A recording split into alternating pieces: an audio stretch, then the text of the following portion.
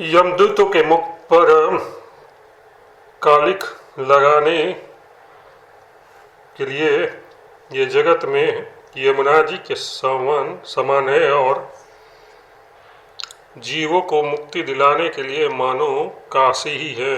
ये श्री रामचंद्र जी राम जी को पवित्र तुलसी के समान प्रिय है और तुलसीदास जी के लिए तुलसी मतलब तुलसीदास की माता के समान हृदय से हित करने वाले है। ये रामकथा शिव जी की नर्मदा जी के समान प्यारी है। वह सब सिद्धियों को तथा सुख संपत्ति की राशि है। सद्गुण रूपी देवताओं के उत्पन्न और पालन पोषण करने के लिए माता अदिति के समान है। श्री रघुनाथ जी की भक्ति और प्रेम की परम सीमा ही है। तुलसीदास जी कहते हैं कि राम कथा मंदाकिनी नदी है, सुंदर निर्मल चित्त चित्रकूट है और सुंदर स्नेही वन है जिसमें श्री सीताराम जी विहार करते हैं।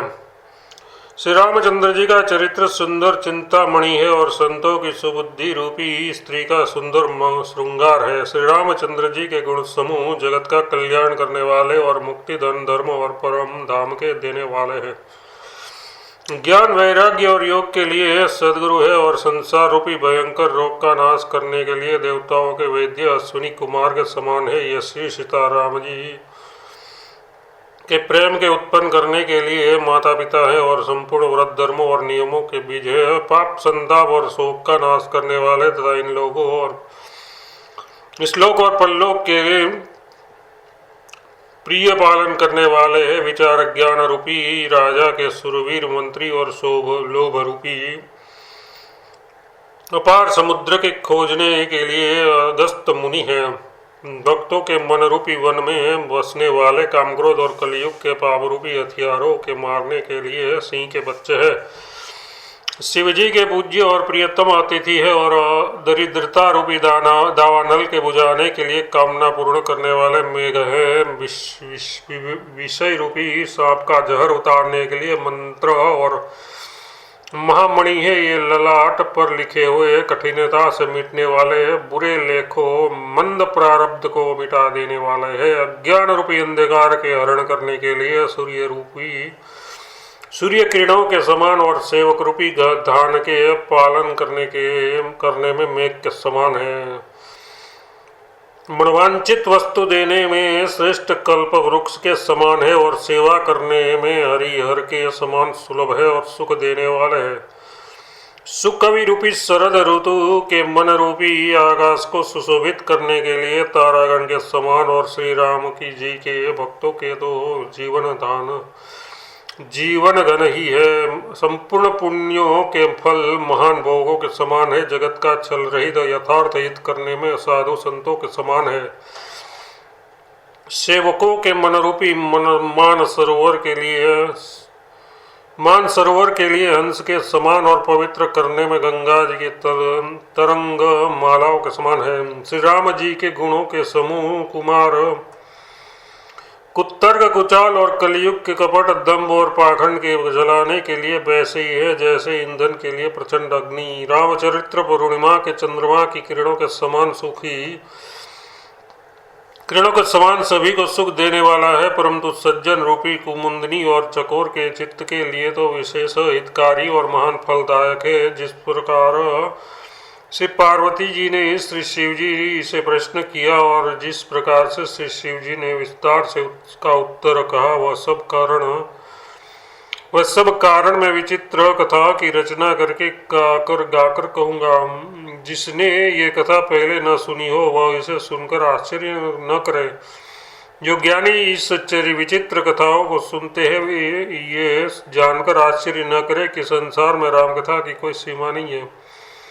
राम कथा अनंत है। उनके मन में ऐसा विश्वास रहता है नाना प्रकार के श्री रामचंद्र जी के अवतार हुए और 100 करोड़ तथा अपार रामायण है। कल्प भेद के अनुसार श्री हरि के सुंदर चरित्रों को मुनीश्वरों ने अनेकों प्रकार से गाया है। हृदय में ऐसा विचार कर संदेह न कीजिए और आदर सहित प्रेम से इस कथा को सुनिए। श्री राम जी अनंत है, उनके गुण भी अनंत है और उनकी कथाओं का विस्तार भी असीम है। अतः एवं जिसके विचार निर्मल है इस कथा को सुनकर आश्चर्य नहीं मानेंगे। इस प्रकार सब संदेह को दूर करके और श्री कली गुरु जी के चरण कमलों की रज को सिर पर धारण करके मैं पुनः हाथ जोड़कर सबकी विनंती करता हूँ, जिससे कथा की रचना में कोई दोष स्पर्श न कर पावे। अब मैं आदर पूर्वक श्री शिव जी को सिर नवाकर श्री रामचंद्र जी के गुणों की निर्मल कथा कहता हूँ। श्री हरि के चरणों पर सिर रखकर संवत 1631 में इस कथा का आरंभ करता हूँ। चैत्र मास की 9वीं तिथि मंगलवार को श्री अयोध्या जी में यह चरित्र स्फुरित हुआ। जिस दिन श्री रामचंद्र जी का जन्म होता है, वेद कहते हैं उस दिन सारद तीर्थ वहाँ श्री अयोध्या जी में चले आते हैं। असुर नाग पक्षी मनुष्य मुनि और देवता सब अयोध्या में आकर श्री रघुनाथ जी की सेवा करते हैं। बुद्धिमान लोग जन्म का महोत्सव मनाते हैं और श्री रामचंद्र जी की सुंदर कीर्ति का गान करते हैं। सज्जनों के बहुत से समूह उस दिन श्री सरयू जी के पवित्र जल में स्नान करते हैं और हृदय में सुंदर श्याम श्री रघुनाथ जी का ध्यान करके उनके नाम का जप करते हैं। वेद पुराण कहते हैं कि श्री सरयू जी का दर्शन, स्पर्श, स्नान और जलपान पापों को हरता है। ये नदी बड़ी ही पवित्र है, इसकी महिमा अनंत है, जिसे विमल बुद्धि वाले सरस्वती जी भी कही नहीं सकती। ये शोभायमान अयोध्यापुरी श्री रामचंद्र जी के परम धाम की देने वाली है, सब लोगों में प्रसिद्ध है और अत्यंत पवित्र है। जगत में अंडज, स्वेदज, उद्भिज और जरायुज 4 खानी प्रकार के अनंत जीव है। इनमें से जो कोई भी अयोध्या जी में शरीर छोड़ते हैं वे फिर संसार में नहीं आते, जन्म मृत्यु के चक्कर से छुटकर भगवान के परम धाम में निवास करते हैं। इस अयोध्यापुरी को सब प्रकार से मनोहर, सब सिद्धियों की देने वाली और कल्याण की खान समझकर मैं इस निर्मल कथा का आरंभ किया, जिसके सुनने से काम, मद और दंभ नष्ट हो जाते हैं। इसका नाम रामचरितमानस है, जिसके कानों सुनते ही शांति मिलती है। मन रूपी हाथी विषयी रूपी दावानल में जल रहा है, वह यदि इस रामचरितमानस रूपी सरोवर में आ पड़े तो सुखी हो जाए। रामचरितमानस मुनियों का प्रिय है। इस सुहावने और पवित्र मानस की शिवजी ने रचना की। ये तीनों प्रकार के दोषों, दुखों और दरिद्रता को तथा कलयुग की कुचालों और सब पापों का नाश करने वाला है। श्री महादेव जी ने इस को रचकर अपने मन में रखा था और सुअवसर पाकर पार्वती जी से कहा। इससे शिव जी ने इसको अपने हृदय में देखकर और प्रसन्न होकर इसका सुंदर रामचरितमानस नाम रखा। मैं उस सुख देने वाली सुहावनी रामकथा को कहता हूँ, ये सज्जनों आदर पूर्वक मन लगाकर उसे सुनिए। ये रामचरितमानस जैसा है जिस प्रकार बना है और जिस हेतु से जगत में इसका प्रचार हुआ, अब वही सब कथा भी मैं श्री उमा महेश्वर का स्मरण करते कहता हूँ। श्री शिव जी की कृपा से उसके हृदय में सुंदर बुद्धि का विकास हुआ, जिससे ये तुलसीदास श्री रामचरितमानस का कवि हुआ। अपनी बुद्धि के अनुसार तो वह इसे मनोहर ही बनाता है, किंतु फिर भी ये सज्जनों सुंदर चित्त से सुनकर इसे आप सुधार लीजिए। सुंदर सात्विकी बुद्धि भूमि है, हृदय ही उसकी गहरा स्थान है। वेद पुराण समुद्र है और साधु संत मेघ है। वे साधु रूपी मेघ श्री राम जी के सुयश रूपी सुंदर, मधुर, मनोहर और मंगलकारी जल की वर्षा करते हैं।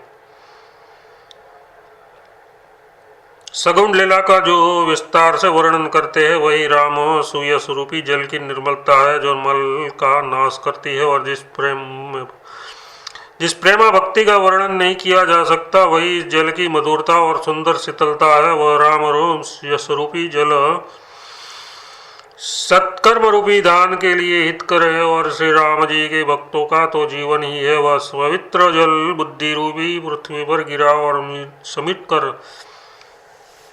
सिमट कर सुहावने कान रूपी मार्ग से चला और मानस हृदय रूपी श्रेष्ठ स्थान में भरकर वही स्थिर हो गया। वही पुराना होकर सुंदर, रुचिकर, शीतल और सुखदायी हो गया। इस कथा में बुद्धि से विचार कर जो चार अत्यंत सुंदर और उत्तम संवाद भुसंडी और गरुड़, शिव पार्वती, याज्ञवल्क, भारद्वाज और तुलसीदास और संत रचे हैं, वही इस सुंदर और पवित्र और सुंदर सरोवर के चार मनोहर घाट है। सात कांड ही इस मानस सरोवर की सुंदर सात सीढ़ियां है, जिनको ज्ञान रूपी नेत्रों से देखते ही मन प्रसन्न हो जाता है। श्री रघुनाथ जी की निर्गुण प्राकृतिक गुणों से अतीत और निर्बाध एक रस महिमा का जो वर्णन किया जाएगा, वही सुंदर जल की अगाध गहराई है। श्री राम जी और सीता जी का यह समृद्ध के समान जल है। इसमें जो उपमा दी गई वही तरंगों का मनोहर निविलास है। सुंदर चौपाइयाँ ही इसमें घनी फैली हुई कमलिनी है और कविता की युक्तियाँ सुंदर मणि मोती उत्पन्न करने वाली सुहावनी सीपियाँ है। जो सुंदर छंद सोरठे और दोहे है, वही इसमें बहुरंगे कमलों के समूह सुशोभित है। अनुपम अर्थ, ऊंचे भाव और सुंदर भाषा ही पराग, पुष्परज, मकरंद, पुष्परस और सुगंध है। सत्कर्मों पुण्यों के पुंज भमरों की सुंदर पंक्तियां है। ज्ञान, वैराग्य और विचार अंश है। कविता की ध्वनिक वक्रोक्ति, युग, गुण और जाति ही अनेकों प्रकार की मनोहर छवि मछलियां हैं।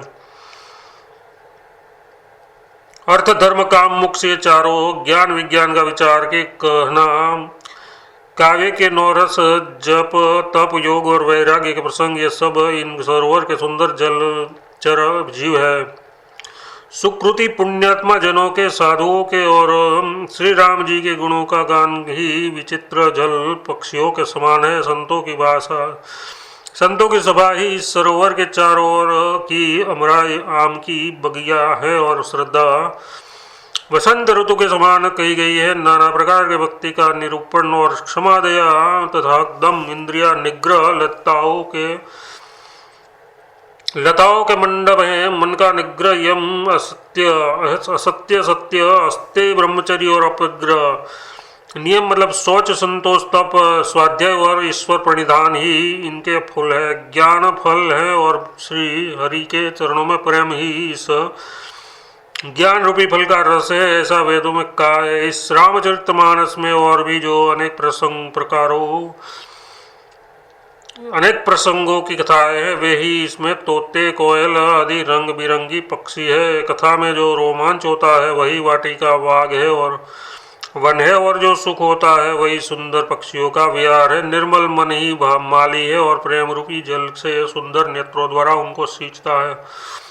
जो लोग इस चरित्र को सावधानी से गाते हैं, वे इस तालाब के चतुर रखवाले हैं, और जो स्त्री पुरुष सदा आदर पूर्वक इसे सुनते हैं, वे ही सुंदर मानस के अधिकारी उत्तम देवता है। जो अति दुष्ट और विषयी है, वे अभागे, बगुले और कौवे हैं, जो इस सरोवर के समीप नहीं आ जाते, क्योंकि यहाँ इस मानस सरोवर में धोधे, मेढक और सेवार के समान विषय रस की नाना कथाएं नहीं है। इस कारण बेचारे कौवे और बगुले रूपी विषयी लोग यहाँ आते हुए हृदय में हार मान जाते हैं, क्योंकि इस सरोवर तक आने में कठिनाई बहुत है। श्री राम जी की कृपा बिना यहाँ नहीं आया जाता। घोर कुसंग ही भयानक बुरा रास्ता है। उन कुसंगियों के वचन ही बाघ, सिंह और सांप है। घर के कामकाज और गृहस्थी के भांति भांति के जंजाल ही अत्यंत दुर्लभ बड़े बड़े पहाड़ है। मोह, मद और मान ही बहुत से बीहड़ वन है, और नाना प्रकार के कुतर्क ही भयानक नदियां है। जिनके पास श्रद्धा रूपी राह खर्च नहीं है और संतों का साथ नहीं है, और जिनको श्री रघुनाथ जी प्रिय नहीं है, उसके लिए ये मानस अत्यंत ही अगम है। यथार्थ श्रद्धा, सत्संग और भक्त प्रेम के बिना कोई इसका नहीं पा सकता। यदि कोई मनुष्य कष्ट उठाकर वहां तक पहुंच भी जाए, तो वहां जाते ही उसे निंद रूपी जुड़ी आ जाती है। हृदय में मूर्खता रूपी बड़ा कड़ा झाड़ा लगने लगता है, जिससे वहां जाकर भी वह भागा स्नान नहीं कर पाता। उसने उस सरोवर के में स्नान और उसका जलपान तो किया नहीं जाता, वह अभिमान सहित लौट आता है। फिर यदि कोई उससे वहाँ का हाल पूछने जाता है तो वह अपने अभाग्य की बात न कहकर सरोवर की निंदा करके उन्हें समझाता है। ये सारे विघ्न उसको नहीं व्यापते, बाधा नहीं देते, जिसे श्री रामचंद्र जी सुंदर कृपा की दृष्टि से देखते नहीं, जिसे श्री रामचंद्र जी सुंदर कृपा की दृष्टि से देखते हैं, वही आदर पूर्वक इस सरोवर में स्नान करता है और महान भयानक त्रिताप से, आध्यात्मिक आदि दैविक आदि भौतिक ताप से नहीं जलता। जिनके मन में श्री रामचंद्र जी के चरणों में सुंदर प्रेम है, वे इस सरोवर को कभी नहीं छोड़ते हैं। भाई, जो इस सरोवर में स्नान करना चाहे वह मन लगाकर सत्संग करे। ऐसे मानस सरोवर को हृदय से, नेत्रों से देखकर और उसमें गोता लगाकर कवि की बुद्धि निर्मल हो गई, हृदय में आनंद और उत्साह भर गया और प्रेम तथा आनंद का प्रभाव मढ़ाया। उससे वह सुंदर कविता रूपी नदी बह निकली, जिसमें श्री रामचंद्र जी का निर्मल यश रूपी जल भरा है। इस कविता रूपिणी नदी का नाम सरयू है, जो संपूर्ण सुंदर मंगलों की जड़ है। लोकमत और वेदमत इनके दो सुंदर किनारे हैं। यह सुंदर मानस सरोवर की कन्या सरयू नदी बड़ी पवित्र है और कलयुग के छोटे बड़े पाप रूपी तिनको और वृक्षों को जड़ से उखाड़ फेंकने वाली है। तीनों प्रकार के श्रोताओं का समाज ही इस नदी के दोनों किनारों पर बसे हुए पूर्वे गांव और नगर है, और संतों की सभा ही सब सुंदर मंगलों की जड़ अनुपम अयोध्या जी है। सुंदर कीर्ति रूपी सुहावनी सरयू जी राम भक्ति रूपी गंगा जी में जा मिली। छोटे भाई लक्ष्मण सहित श्री रामचंद्र जी के युद्ध का पवित्र यश रूपी सुहावना महानद सोन उनमें आ मिला। दोनों के बीच में भक्ति रूपी गंगा जी की धारा ज्ञान और वैराग्य के सहित शोभित हो रही है। ऐसी तीनों तापों को डराने वाली वह तिमुराही नदी राम स्वरूप रूपी समुद्र की ओर जा रही है। इस कीर्ति रूपी सरयू का मूल मानस श्री रामचरित्र है और ये राम भक्ति रूपी गंगा जी में मिली है, इसीलिए ये सुहावने सज्जनों के मन को पवित्र कर देगी। इसके बीच बीच में जो भिन्न भिन्न प्रकार के विचित्र कथाएं हैं, वे ही मानो नदी तट के आसपास के वन और बाग हैं। श्री पार्वती जी और शिव जी के विवाह के बराती इस नदी में बहुत प्रकार के असंख्य जलचर जीव है। श्री रघुनाथ जी के जन्म की आनंद बधाई ही इस नदी के भंवर और तरंगों की मनोहरता है। चारों भाइयों के जो बाल चरित्र है वे ही इसमें खिले हुए हैं। रंग बेरंगी बहुत से कमल है। महाराज श्री दशरथ जी तथा उनकी रानियों और कुटुंबियों के सत्कर्म पुण्य ही प्रभर और जल पक्षी है।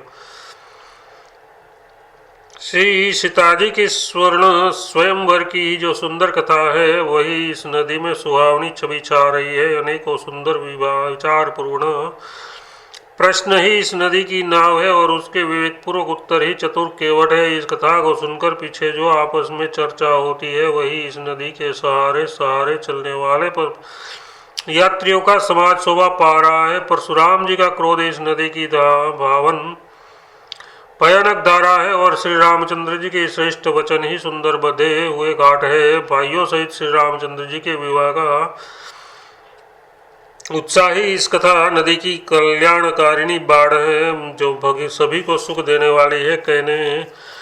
इसके कहने सुनने में जो हर्षित और पुलकित होते हैं, वे ही पुण्यात्मा पुरुष है, जो प्रसन्न मन से इस नदी में नहाते हैं। श्री रामचंद्र जी के राज तिलक के लिए जो मंगल साज सजाया गया, वही मानव पर्व के समय इस नदी पर यात्रियों के समूह इकट्ठे हुए हैं। कैके की कुबुद्धि ही इस नदी में काई है। इसके फल स्वरूप बड़ी भारी विपत्तियां बढ़ी। संपूर्ण अनगणित उत्पातों को शांत करने वाला भरत जी का चरित्र नदी तट पर किया जाने वाला जप यज्ञ है। कलयुग के पापों और दुष्टों के अवगुणों को जो वर्णन है, वे ही इस नदी के जल का कीचड़ और बगुले कौवे हैं। ये कीर्ति रूपिणी नदी छहों ऋतुओं में सुंदर है, सभी समय ये परम सुहावनी है और अत्यंत पवित्र है। इसमें श्री शिव पार्वती का विवाह हेमंत ऋतु है। श्री रामचंद्र जी के जन्म का उत्सव सुखदायी शिशिर ऋतु है। श्री रामचंद्र जी के विवाह समाज का वर्णन ही आनंद मंगलमय ऋतुराज वसंत है। श्री राम जी का वनगमन दुख दुस्सह ग्रीष्म ऋतु है और मार्ग की कथा ही बड़ी कड़ी धूप और लू है। राक्षसों के साथ घोर युद्ध ही वर्षा ऋतु है, जो देवकुल रूपी दान के लिए सुंदर कल्याण करने वाले हैं। रामचंद्र जी के राज्य काल का जो सुख विनम्रता और बड़ाई है, वही निर्मल सुख देने वाली सुहावनी शरद ऋतु है। सती शिरोमणि श्री सीता जी के गुणों की जो कथा है, वही जल का निर्मल और अनुपम गुण है। श्री भरत जी का स्वभाव इस नदी की सुंदर शीतलता है, जो सदा एक सी रहती है और जिसका वर्णन नहीं किया जा सकता। चारों भाइयों का परस्पर देखना, बोलना, मिलना, एक दूसरे से प्रेम करना, हंसना और सुंदर भाईपन इस जल की मधुरता और सुगंध है। मेरा आर्त भाव विनय और दीनता इस सुंदर निर्मल जल का कम हल्कापन नहीं है, यथार्थ अत्यंत हल्कापन है। ये जल बड़ा ही अनोखा है, जो सुनने से ही गुण करता है और आशा रूपी प्यास को और मन के मैल को दूर कर देता है। यह जल श्री रामचंद्र जी के सुंदर प्रेम को पुष्ट करता है, कलयुग के समस्त पापों और उनसे होने वाली ग्लानियों को हर लेता है, संसार के जन्म मृत्यु रूप श्रम को सुख लेता है, संतोष को भी संतुष्ट करता है और पाप ताप दरिद्रता और दोषों को नष्ट कर देता है। यह जल काम क्रोध मद और मोह का नाश करने वाला और निर्मल ज्ञान और वैराग्य का बढ़ाने वाला है। इसमें आदर पूर्वक स्नान करने से और इसे पीने से हृदय में रहने वाले सब पाप ताप मिट जाते हैं। जिन्होंने इस राम सुयस रूपी जल से अपने हृदय को नहीं धोया, वे कायर कलियुग के द्वारा ठगे गए। जैसे प्यासा हिरण सूर्य की किरणों के रेत पर पड़ने से उत्पन्न हुए जल के भ्रम को वास्तविक जल समझकर पीने को दौड़ते हैं और जल न पाकर दुखी होता है, वैसे ही वे कलियुग से ठसे हुए जीव भी विषयों के पीछे भटक कर दुखी होंगे।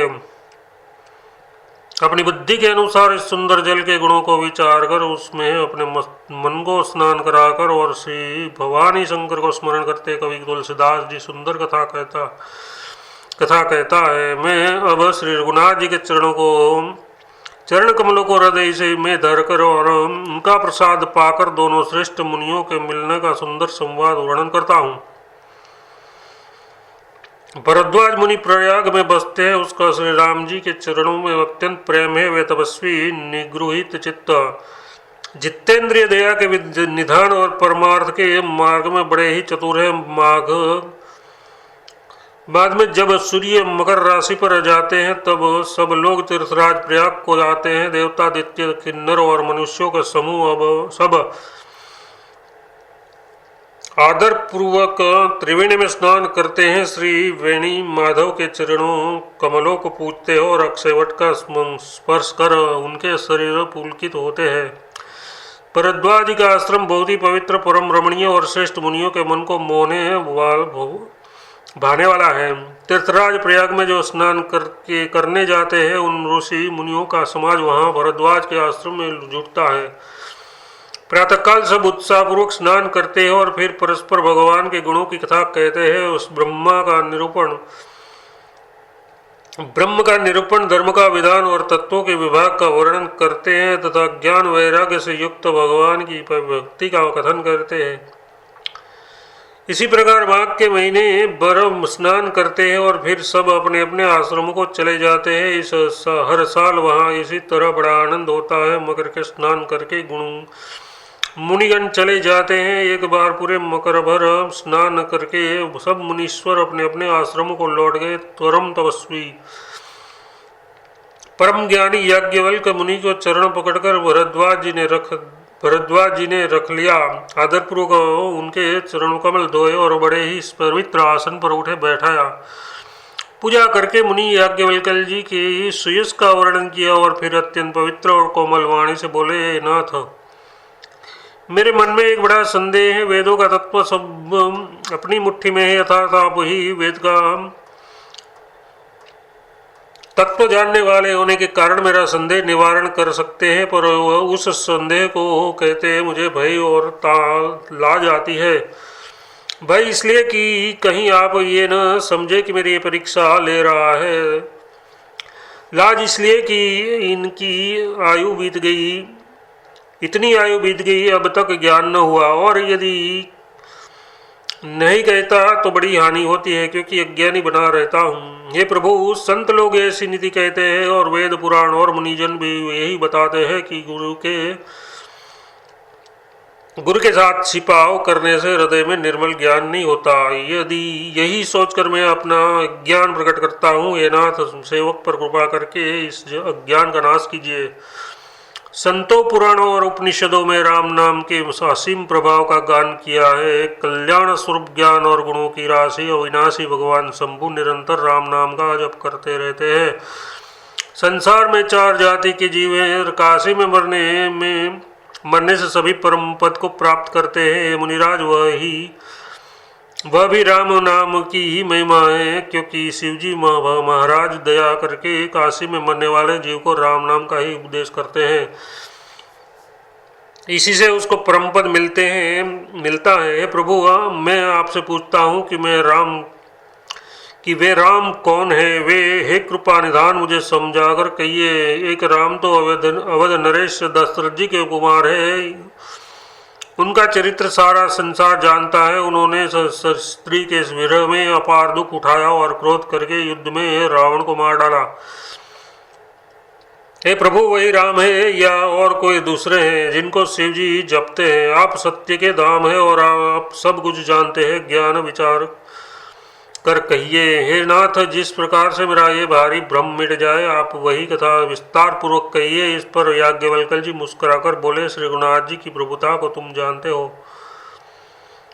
तुम मन, वचन और कर्म से श्री राम जी के भक्त हो। तुम्हारी चतुराई को मैं जान गया। तुम श्री राम जी के रहस्यमय गुणों को सुनना चाहते हो, इससे तुमने ऐसा प्रश्न किया है मानो बड़े ही मूढ़ हो।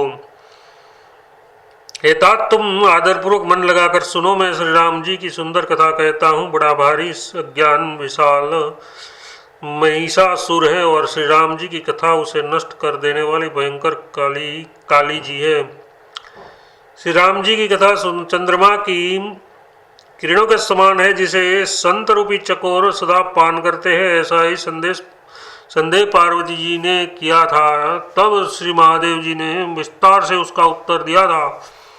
अब मैं अपनी बुद्धि के अनुसार वही उमा और शिव जी का संवाद कहता हूँ। वह जिस समय और जिस हेतु से हुआ उसे, हे मुनि, तुम सुनो, तुम्हारा विषाद मिट जाएगा। एक बार त्रेता युग में शिव जी अगस्त ऋषि के पास गए। उनके पास जगत जननी भवानी सती जी भी थे। ऋषि ने संपूर्ण जगत के ईश्वर जानकर उनका पूजन किया। मुनिवर अगस्त जी ने राम कथा विस्तार से कही, जिसको महेश्वर ने परम सुख मानकर सुना। फिर ऋषि ने शिव जी से सुंदर हरि भक्ति पूछी और शिव जी ने उनको अधिकारी पाकर रहस्य सहित भक्ति का निरूपण किया। श्री रघुनाथ जी के गुणों की कथा कहते सुनते कुछ दिनों तक शिव जी वहां रहे। फिर मुनि से विदा मांगकर शिव जी दक्ष कुमारी सती जी के साथ घर व कैलाश को चले। उन्हीं दिनों पृथ्वी का भार उतारने के लिए श्री हरि ने रघुवंश में अवतार लिया था। वे अविनाशी भगवान उस समय पिता के वचन से राज्य का त्याग करके तपस्वी या साधु वेश में दंडक वन में विचरण कर रहे थे। शिवजी हृदय में विचारते जा रहे थे कि भगवान के दर्शन मुझे किस प्रकार हो। प्रभु ने गुप्त रूप से अवतार लिया है। मेरे जाने से सब लोग जान जाएंगे। श्री शंकर जी के हृदय में इस बात को लेकर बड़ी खलबली उत्पन्न हो गई। परंतु सती जी इस भेद को नहीं जानती थी। तुलसीदास जी कहते हैं कि शिव जी के मन में भेद खुलने का डर था, परंतु दर्शन के लोभ से उनके नेत्र ललचा रहे थे। रावण ने ब्रह्मा जी से अपनी मृत्यु जहाँ मनुष्य के हाथ से मांगी थी, ब्रह्मा जी के वचनों को प्रभु सत्य करना चाहते थे। मैं जो पास नहीं जाता हूँ तो बड़ा पछतावा रह जाएगा, इस प्रकार शिव जी विचार करते थे, परंतु कोई भी युक्ति ठीक नहीं बैठती थी। इस प्रकार महादेव जी चिंता के वश हो गए। उसी समय नीच रावण ने जाकर मारीची को साथ लिया और वह मारीची तुरंत कपट मृग बन गया। मूर्ख रावण ने छल करके सीता जी को हर लिया। इससे उसे श्री रामचंद्र जी के वास्तविक प्रभाव का कुछ भी पता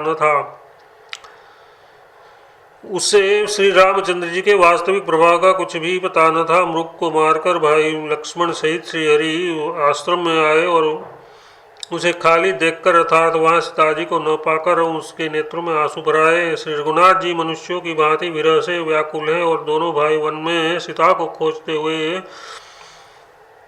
फिर रहे हैं,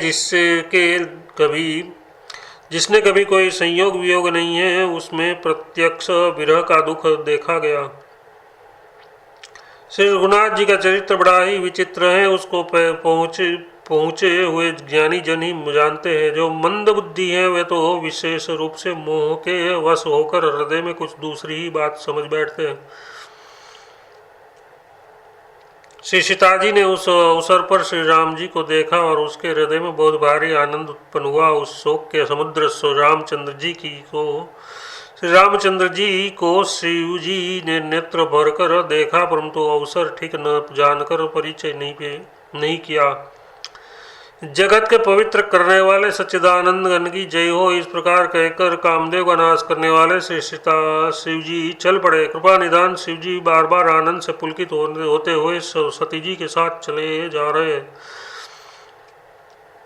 सती जी ने शंकर जी की यह दशा देखी तो उनके मन में बड़ा संदेह उत्पन्न हो गया। वे मन ही मन कहने लगे कि शंकर जी की सारा जगत वंदना करता है, वे जगत के ईश्वर है, देवता मुनि मनुष्य उनके प्रति सिर नवाते हैं। उन्होंने एक राजपुत्र को सच्चिदानंद परम धाम कहकर प्रणाम किया और उनकी शोभा देखकर वे इतने प्रेम मग्न हो गए कि अब तक उसके हृदय में प्रीति रोकने से भी नहीं रुकती। जो ब्रह्म सर्वव्यापक माया रहित जन्मा गोचर इच्छा रहित और भेद रहित है और जिसे वेद भी नहीं जानते, वो क्या वह देह धारण करके मनुष्य हो सकता है? देवताओं के हित के लिए मनुष्य शरीर धारण करने वाले जो विष्णु भगवान है, वे ही शिव जी की ही भांति सर्वत्र है। वे ज्ञान के भंडार लक्ष्मीपति और असुरों के शत्रु भगवान विष्णु तो क्या अज्ञानी की तरह स्त्रियों को खोजेंगे? फिर इस शिव जी के वचन भी झूठे नहीं हो सकते। सब कोई जानते हैं कि शिव जी सर्वज्ञ है। सती के मन में इस प्रकार का अपार संदेह उठ खड़ा हुआ, किसी तरह भी उनके हृदय में ज्ञान का प्रादुर्भाव नहीं होता था। यद्यपि भवानी जी ने प्रकट कुछ नहीं किया, पर अंतर्यामी शिव जी सब जान गए। वे बोले, हे सती सुनो, तुम्हारा स्त्री स्वभाव है, ऐसा संदेह मन में कभी न रखना चाहिए। जिनकी कथा का अगस्त ऋषि ने गान किया और जिनकी भक्ति मैंने मुनि को सुनाई, वे वही मेरे इष्ट देव श्री रघुनाथ जी हैं, जिनकी सेवा ज्ञानी मुनि सदा किया करते हैं।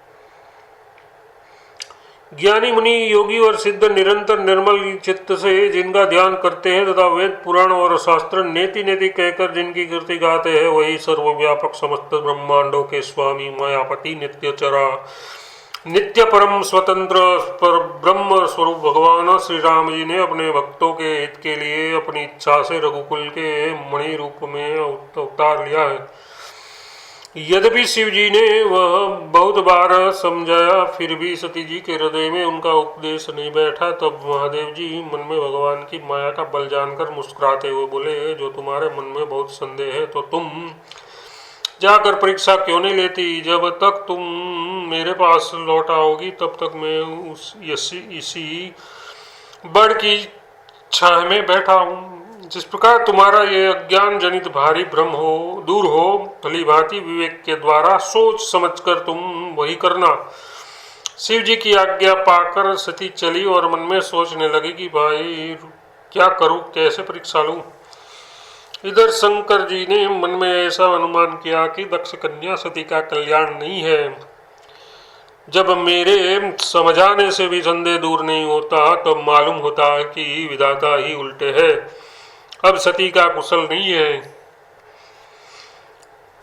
जो कुछ ग्राम ने रच रखा है वही होगा, तर्क करके कौन शाखा विस्तार बढ़ावे। मन में ऐसा कहकर श्री शिव जी भगवान श्री हरि का नाम जपने लगे और सती जी वहां गई जहां सुख के धाम प्रभु श्री रामचंद्र जी थे।